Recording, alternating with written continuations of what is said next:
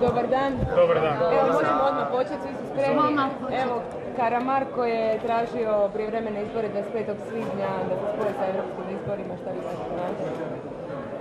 Svaka zemlja treba alternativu, Hrvatska je vjerojatno negdje ima. Dakle, nije dobro da je vlast jedina i nikad nije jedina, ali HDZ to nije. Poštovani kolega je toliko nedosljedan i izgubljen da to nema smisla komentirati. Ima svaki dan drugi stav. I o referendumima i tu se ne rubim, rijetko to komentiram, ali on naprosto nije, nema nikakvog sustava to. Za mjesec dana će tražiti, ne znam, da Božić bude umjesto Uskrsa ili tako nešto. Jeste dobili od Ustavnog suda u odluku o ukidanju radne obveze liječnika? Ne, zato mi je malo neobično bilo da se ona komentirala na Ustavnom sudu prije nego što je objavljena. Ali vidjet ćemo, dakle, ta odluka je identična onoj odluci koju je prije 11 godina donijela, ili 10 godina donijela vlada Ivice Račana. Ista je, sve je isto. Sadašnja zamjenica predsjednika Ustavnog suda tada je bila predstavnica Ureda za zakonodavstvo.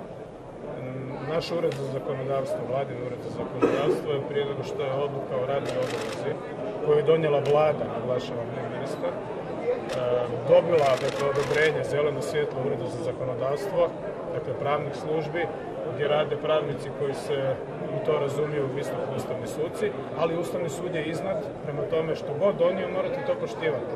Dakle, to nije doneseno ad hoc i preko koljena, to je prošlo pravne službe i Ministarstva zdravlja, tamo se pravnici bave tim segmentom prava, Ured za zakonodavstvo vlade, a na nama je onda da to kao stav pravne struke prihvatimo. Naravno, politički stav je bio naš, dakle stav je bio da se građanima nakon 2 mjeseca kvazi štrajka, o kojem sam rekao što sam mislio, osigura kvalitetna zdravstvena zaštita, da se vlada odredi što je važnije, pravo na štrajk, svaka čast, ili pravo građana na zdravstvenu zaštitu. Po nama ovo drugo nakon 2 mjeseca, a Ustavni sud je rekao svoje. Dakle, bez ikakve ironije, to je sve što mogu reći u ovom trenutku i prihvatiti to, mislim.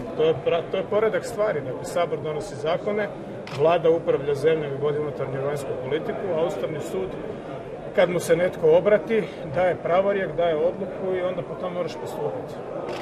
Možete prokomentirati Linićevu božićnu čestitku To bi Branko Grčić komentirao, dakle to je jedan od pokušaja bez ulaženja u detalje da se ljudima olakša život. Naravno, imajući u vidu da se dugovi, to stalno naglašavam, moraju vraćati, da ja nisam ni Linić Djed Mraz ili Djed Božićnjak i da se nadam da to neće netko sad rušiti na Ustavnom sudu, jer to je postalo jako popularno. Ili na referendumu, recimo. Hoće li to stabilizirati gospodarstvo, da je to dobar Stabilizacija gospodarstva, to je ta riječ iz 83. ne? Stabilizacija nam slijedi tek onda kada gospodarstvo počne rasti, što će ljudi vidjeti na papiru, ali osjetit će tek kad počnu dobijati posao, kad bude više prostora za zapošljavanje i kad im plaće budu solidne na vrijeme, što sad jesu, ali premalo ljudi radi. Dakle, ovo je samo jedna od mjera kojom stvaramo okvir da se ljudima da dođu do zraka. I kogod govori o poreznoj presiji izmišlja, jer porezne presije nema. Porezi su manji nego prije 2 godine, ali ima nešto drugo, ima fiskalizacija. To nije reforma, to je provođenje zakona koji se trebao provoditi davno, jer je to uvijek bilo na snazi. Dakle, u Hrvatskoj se zakoni nisu poštivali. Obaveza koja je sada nekima utjerana fiskalizacijom je postojala i prije 4 godine. Zašto se nije ispunjavala? Zato što država nije htjela. I govorio sam i ovdje, mi imamo institucije već 100 godina iz vremena Austro-Ugarske, iz vremena socijalističke Hrvatske. Jedino što nismo imali je vojska i diplomacija. Sve drugo je u ovoj zemlji postojalo. Split je imao i sud, i katastar i sve drugo prije 100 godina. Pa nije mu to došlo 1991. godine. To su radili neki naši preci. Dakle, moramo shvatiti da te institucije postoje, da su naši preci, majke, očevi, didovi, babe, mislim, radili tim institucijama. To treba provoditi. Ako se najavili ste ipak oporavak gospodarstva, kojim konkretnim koracima? Ovo su bili koraci ove 2 godine, ali vlada ne može otvarati radna mjesta i dekretom kao u Sovjetskom savezu određivati rast. Da je to tako, Italija bi imala rast, pa ga nema. I neke druge države. Gospodarski rast, dakle gospodarski rast sljedeće godine je realna prognoza, ali vidjeli ste da tu uvijek postoji ono zrno nedoumice i rizika. Ne morate imati malo sreće. Kada je počela velika svjetska financijska kriza 2008. godine, 1 promil stručnjaka svaka čast, bez stručnjaka ne možete većinu stvari raditi. 1% stručnjaka je rekao da će se dogoditi takva kriza. Prema tome, ekonomija nije egzaktna znanost. Evo, mogu vas pitati za ministra Jovanovića, s obzirom da je u resoru gdje je mnogo nezadovoljnih, smanjili su plaće, nemao božićnice, nemao regres, sindikat pisao peticiju kao sutra vama stiže na stol. Je li ima kakvih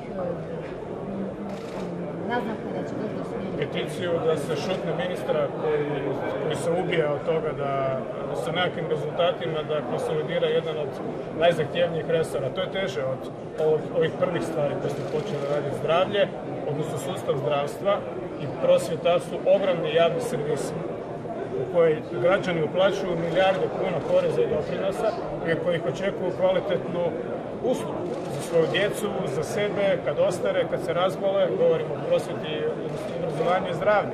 Prema tome očekivati da se stvari promjene preko noći, a bez spremnosti da se imalo mijenjaš. To, ajmo reći, zamjeram nekim sindikatima, jer nisu bili spremni od prve sekunde ni na kakve kompromise, zemlja je bila u ozbiljnoj krizi.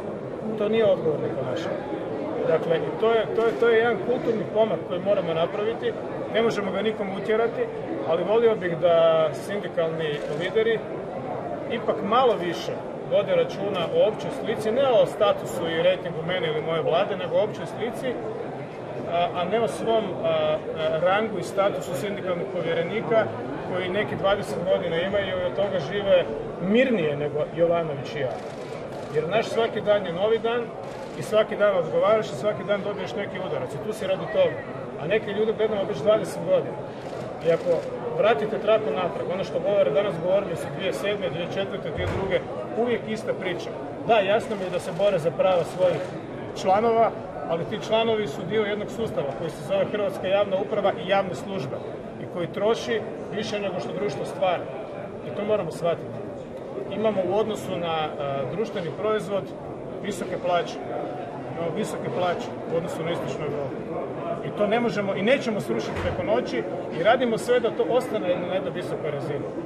Ali plaće u Hrvatskoj ne mogu biti u bruto iznosu veće nego u Latviji, a jesu veće, a jednako smo razvijeni u drugim parametrima. Znači da smo skupi. To je to. Zato su nam i neke usluge i neke robe skuplje nego u Latviji. Sad sam naveo Latviju kao primjer. To sve, hvala vam.